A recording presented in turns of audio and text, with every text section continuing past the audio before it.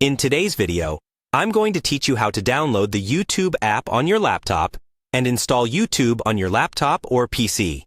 First, open your preferred web browser on your laptop or desktop computer.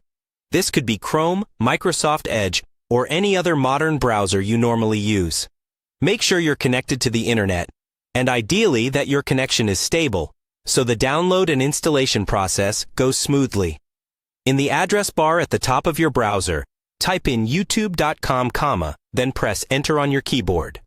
This will take you to the official YouTube website. Always check that the address is correct to avoid fake or unsafe sites. Once YouTube has loaded, look towards the top right corner of your browser window. In most modern browsers, you'll see a small icon or message that allows you to install YouTube as an app. For example, in Chrome, this may appear as a small computer screen icon with a down arrow. In Microsoft Edge, you may see an option under the browser menu called Apps, or Install this site as an app. Click on that Install or App icon. A small window will pop up asking if you want to install YouTube. Confirm by clicking the Install button. The browser will now create a standalone YouTube app on your computer. This usually takes just a few seconds. After the installation finishes, a new window will open that looks like YouTube, but without the usual browser address bar and tabs. This is your new YouTube app.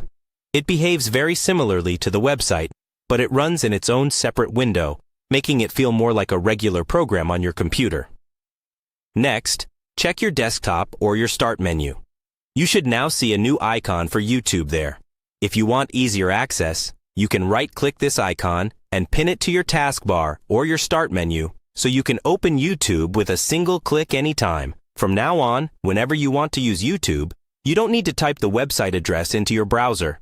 Just open the YouTube app you installed.